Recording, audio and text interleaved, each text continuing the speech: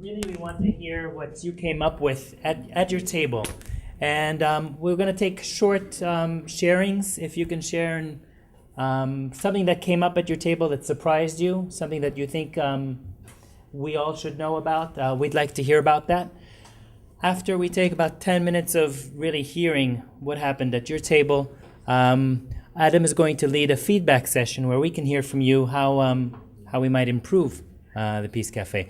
But first, let's hear what came up today at your table. In each table, we had the table leader or the captain. And if you feel that brilliant idea this just came from the table, just please share, let us hear it. And I can remember, like as what I see on the paper, and this are actually the question that we worked on. And there's very few important questions that it tells you how can we start more economic projects? How can we start more culture projects? How can we be more active, political active together? So like, I'm sure not all of you discussed all these questions, but like some tables they did discuss, and they had a leader for the table. So I will really be glad to hear what kind of ideas they come with to build like a new projects, new activities on the ground. Yeah. Hi, I'm Uri from Tel Aviv. On one of the tables I attended, we spoke about starting new business initiatives together and about existing initiatives. And first of all, I learned about initiatives that already exist.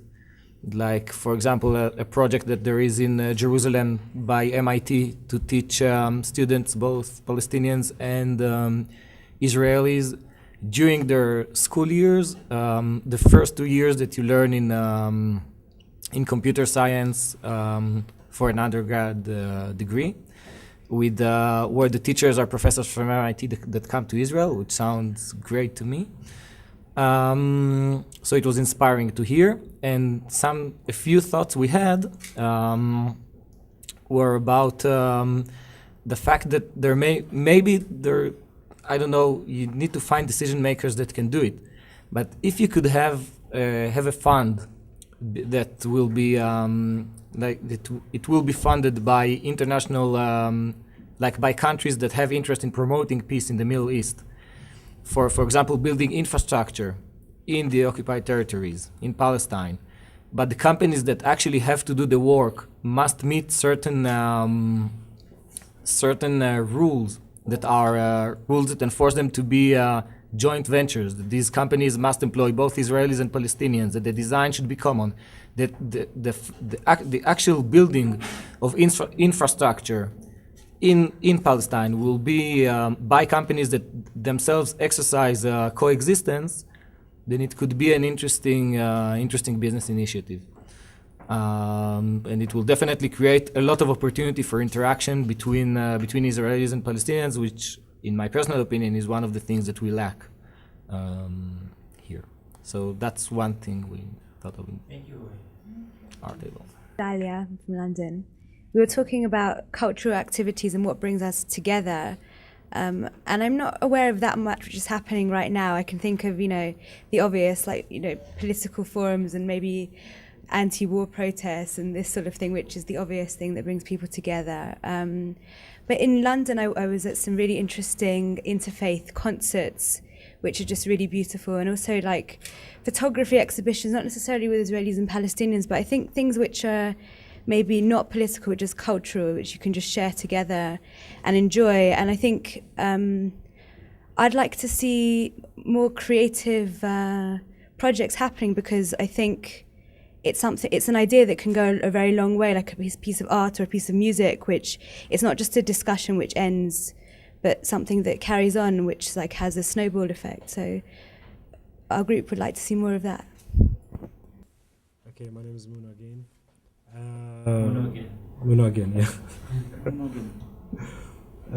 We talked about the cultural activities that we can do, like as Palestinian and Israelis, and I like this one certain idea, which is the peace hugs. And I don't know, one did it in Jerusalem once, but they couldn't get the permits to go to Jerusalem. I heard about it and I wanted to go there because it's like a really touching idea. It's like a deep in the heart idea.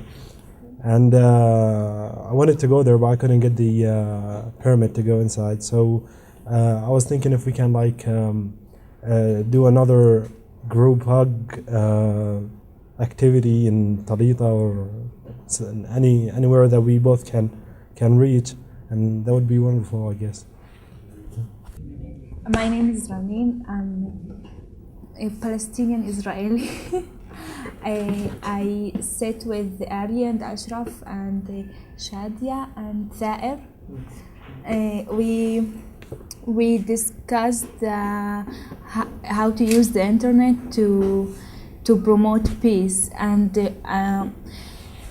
what I thought about at that moment, it was when I came 3 months ago to the IPCR with IPCRI with Gershon, and I couldn't ask my friends to come.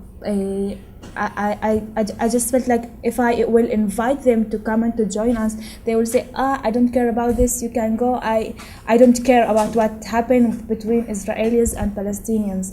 And all the time I'm thinking about how we can bring more people to this, and how we can invite people to sit and talk with the Palestinians, and to share our stories with the other sides, and we think about that the internet is it's a good tool, but I think that the problem is that people are careless about peace,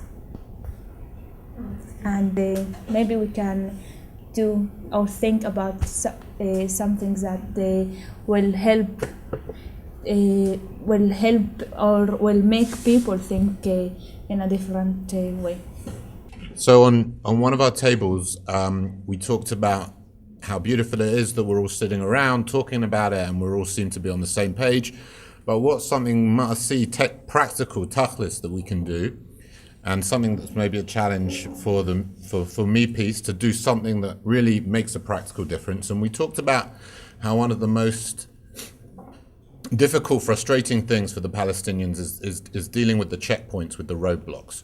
And we understand that some of the checkpoints are very important for Israeli national security, and some of them don't seem to be important for national security, and they're just there. Khalas, who knows why they're there. And maybe one thing we could do is make a list of all the checkpoints and work out a few that just seem to be not important for security, and then lobby as MEPEACE the government or the Kogat, or what's they called in Hebrew? Matpash. Right, yeah. And do something practical. Thank you, Danny. I just wanted to speak about one of the tables that the topic was it's like the role of us or activists inside of the politics, and we had some discussions and some people that were very upset on what's happening, including me, and really for me it was so nice to hear that there is people that really think the same as me, that it's possible through activities and also activities inside of the political parties to lead to a change that can really help us as a Peace Corps to reach some stability, or maybe to lead the politicians to the point that they will understand that it's really what we need, the peace process, and also the solvement of this conflict, because it really bothers. And we on our own place, we just like most of the population, like we're saying, okay, let them do, and maybe they will do something, and they will decide something good for us. But I think the change begins from each of us, and really this is the system that we need to pressure it to reach the solvement of the conflict. Thank you. Thank you, Lamar.